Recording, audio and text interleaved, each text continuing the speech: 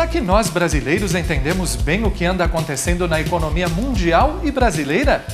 O que a alta ou queda do dólar interfere na nossa economia?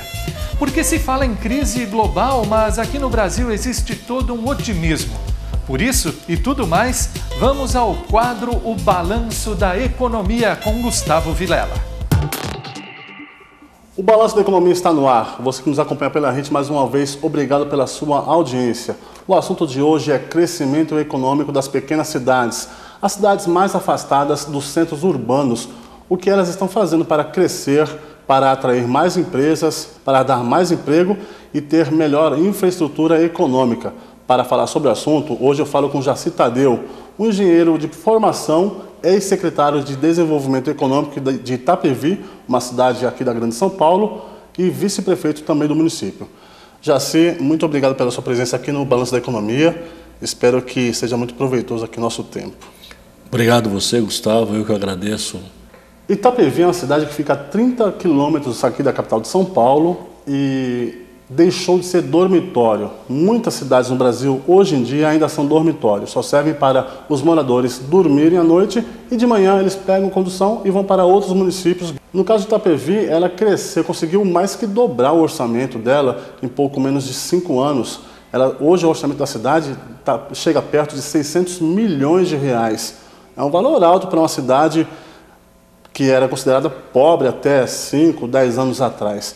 Jaci, explica um pouquinho qual é o segredo de Itapevi. Vocês aí estão chegando perto de grandes cidades, não é?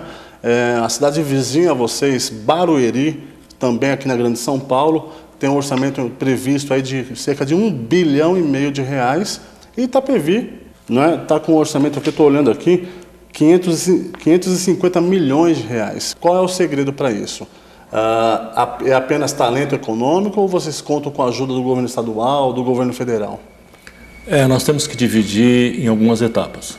Primeiro, Itapevi era uma cidade tipicamente dormitório, ou seja, ela só exportava mão de obra para os grandes centros. Por eu ser oriundo da Ciesp, Fiesp, comecei a buscar, dentre os companheiros, empresas que se interessassem por Itapevi.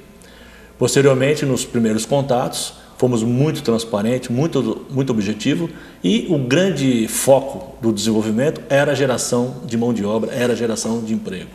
Com isso começamos a levar as primeiras empresas. Posteriormente uma empresa fala para outra e aí foi um atrativo natural. Tivemos um pequeno incentivo no início como ITBI, ISS de obra e IPTU, 10 anos de IPTU, que hoje já caiu. E a localização da cidade era muito importante, é importante porque você tem o eixo Castelo, o eixo Raposo e o Rodoanel interligando. Consequentemente, essa geração de emprego fortaleceu o comércio da cidade. Hoje nós somos o terceiro melhor comércio da região metropolitana. As pessoas estão comprando mais na cidade e deixando de ir para as cidades vizinhas, é isso, José? Além de acontecer isso, Gustavo, as cidades vizinhas estão vindo até Itapevi adquirir bens. Isso foi algo que nós não esperávamos e aconteceu naturalmente. Mas, de uma certa forma, o comércio saiu fortalecido.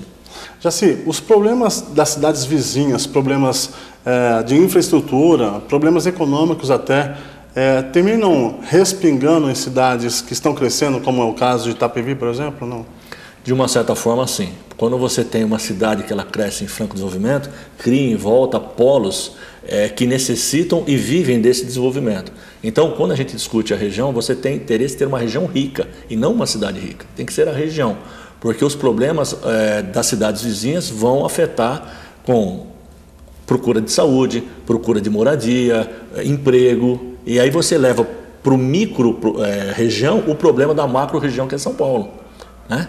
Então você tem que pensar como um todo.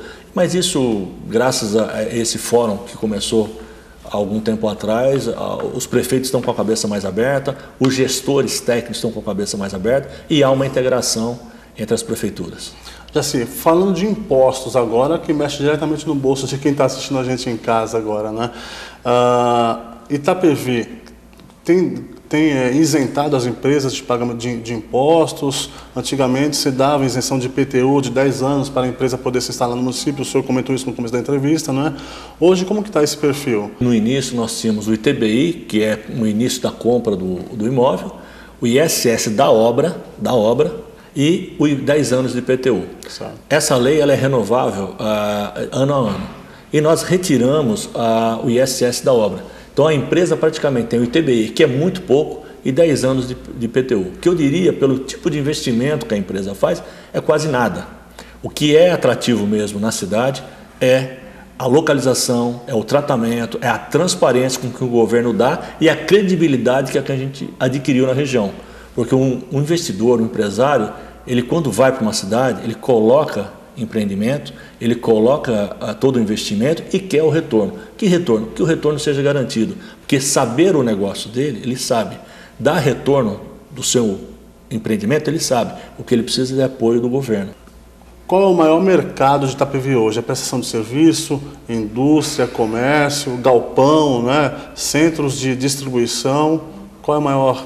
Excelente pergunta, porque normalmente as cidades têm uma característica empresarial. Itapevi não tem, muito heterogêneo, é muito.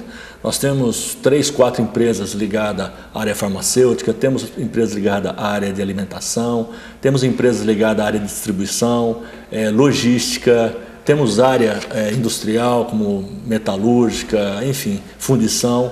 Itapevi ainda não tem essa característica e acredito que não terá. Por ela ter um espaço muito grande ainda na zona industrial e ela ter terrenos muito próximos a Rodoanel, a Castelo Branco, a Raposo, ela vai ser bem heterogênea a oportunidade de investimento na cidade. Não acredito que tenha uma característica, não. Está sendo positivo essa pluralidade toda na cidade. Jaci, o governo federal anunciou recentemente, né, que quer incentivar as prefeituras e os governos estaduais a exportarem mais, a venderem mais para outros países. Itapevi tem algum desempenho nessa questão? Em 2005, nós queríamos desenvolver um porto seco na cidade. A ideia do porto seco era já prevendo esse problema de trânsito que envolve a megalópole de São Paulo.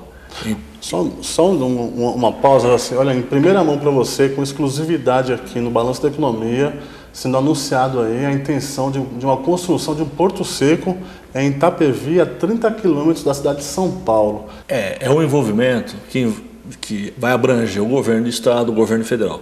Porque nós temos a linha do Ferroban, que passa na nossa porta de Ambuitá, que é a grande área industrial. Então, através das ferrovias, nós poderíamos abastecer Campinas, abastecer o Porto, o Porto de Santos. Sim. E nós temos ali do lado, quer dizer, mas isso não depende só da gente. Nós levamos esse assunto para frente, tem que envolver o governo federal, tem que envolver o governo estadual, porque a solução não é para Itapevi, é para a macro-região, para a região metropolitana de São Paulo. E aí nós precisaríamos de investimento do governo federal e do governo estadual. Local, espaço e condições para fazer na cidade nós temos. Então esse seria um grande projeto para esse desenvolvimento da região oeste, um porto seco. E como você mencionou um tempo atrás comigo, outras cidades não têm mais área sobrando. Itapevi tem.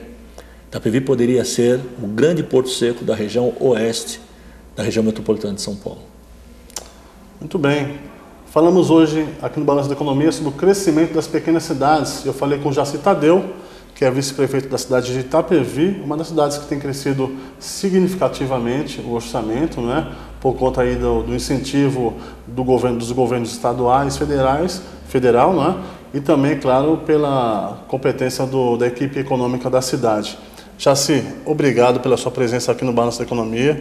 Nos trouxe um furo de reportagem com o anúncio do Porto Seco aí, né? Essa projeto de Porto Seco lá, né? Em parceria com o governo estadual e federal. Obrigado, viu, pela sua presença aqui no Balanço da Economia. Obrigado a você, Gustavo. O Balanço da Economia fica por aqui. Você que nos acompanha pela rede, mais uma vez, obrigado pela sua audiência. Até a próxima semana. O Dinheiro e Negócios fica por aqui, mas tem outras exibições durante a programação e você pode ver também pela internet. negociosdobem.blogspot.com.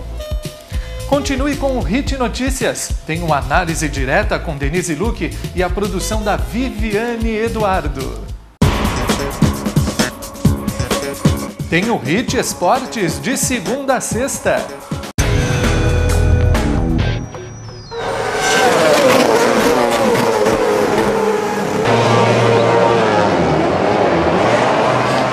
tem o mundo da moda no Fashion Hit. Construa seus sonhos que naturalmente o sucesso virá. Muito obrigado pela sua companhia.